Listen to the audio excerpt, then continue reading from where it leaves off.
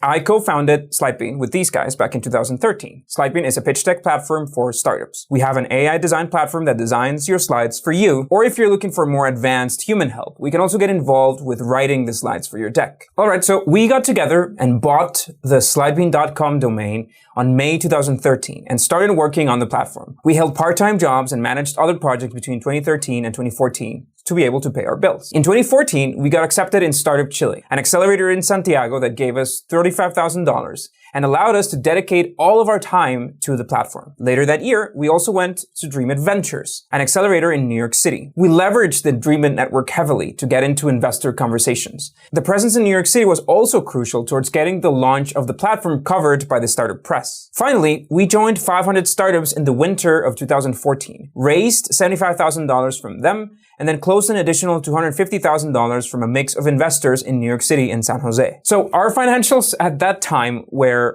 complex and, yeah, not very well documented. Some of the money came from consulting projects we took, which were unrelated to Slidebean, so it's not necessarily a great example for you. But again, by February 2015, we had money in the bank and we could start spending more aggressively. So here's the breakdown. We started the year with $1,178 in subscription, and we closed it with $16,197. We generated a total of $113,535 in revenue and spent over $313,000. And yeah, that's the reason why startups raise money, because turning a profit your first year is very hard. Before we dig deeper into the document, let me explain briefly how a startup or really any business financial model works. A financial model is usually split into SG&A, which is selling, general, and administrative expenses, COGS, which is costs of goods sold, revenue, and CapEx, which is capital expenditure. In our case, COGS holds all of our server costs essential to the business. So this includes AWS, as well as any other platform or tool that the Slidebean platform, the app, needs to operate correctly. CapEx we use mostly for equipment, so office furnishing and computers. When you buy a company laptop, you're not spending the money, but put it into an asset. So for financial purposes, this works somewhat differently. There's depreciation and a few other things that get calculated here. Now, SG&A has all of the other expenses. That includes the team, the marketing costs, rent,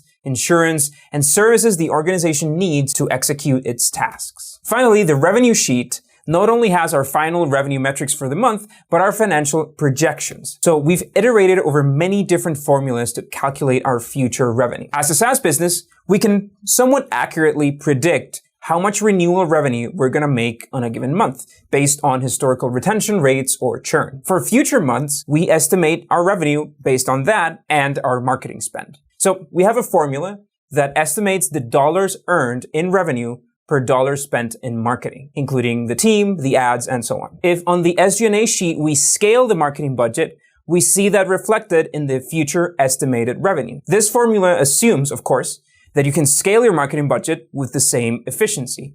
It would be a bold statement to say that you can, say, triple your spend on marketing and see that reflected in your revenue proportionally. But you can make small percentual monthly increases while adding a variable to predict that more spend will probably be less efficient, or your cost of acquisition will go higher. Another formula we use is the support staff required depending on the number of customers. So you can estimate that you'll need to hire a new support person for every, say, 1,000 new active customers on the platform. So as your subscriber base scales based on your predicted increase in your marketing spend, so will your estimated expenses to support that user base. So you can apply a similar formula to server costs and to other platforms and all this stuff in the financial model. Calculating all of this is rather complex, and every business will need a different formula, but estimating this correctly will allow you to spend your budget more efficiently. Knowing what will happen, or being able to estimate it accurately in the next few months, lets you choose when and how to scale your team and your growth efforts without endangering the company cash flow. Back to our own financials. We closed $170,000 of funding in February 2015. Thanks to the fact that this was a convertible note, we collected the first $170,000 on February, and then we raised an additional $80,000 in May. Yes, at this point, I had never seen so much money on a bank account that I had access to. Let's start with the SG&A. Payroll or salaries. We spent around $146,000 in payroll that year,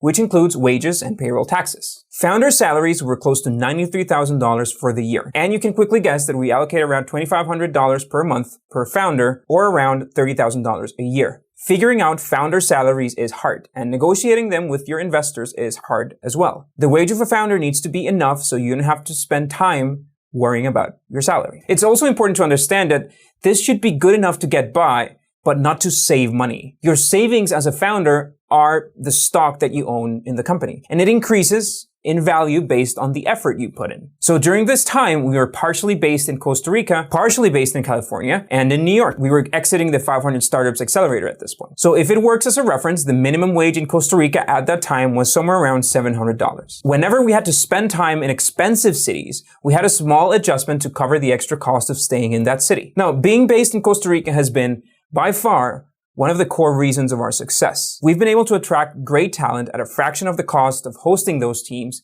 in the US. They are not an outsourced or a remote team, but they're fully embedded in our company culture thanks to the fact that we have a local office there. It was only until late 2015 when we were able to scale our organization. Our logic behind this was that we wanted to prove our ability to scale our user base, and we did. Once we projected good revenue for the months to come, we allowed ourselves to hire new team members. If you look at the financial model doc, you'll also find team members that made more money than me. And that's totally fine at this stage. You, the founder, are betting it all on this company to grow, and you have the upside of being a majority shareholder. If you want to attract talented people, you're going to have to pay them market salaries. The marketing expenses.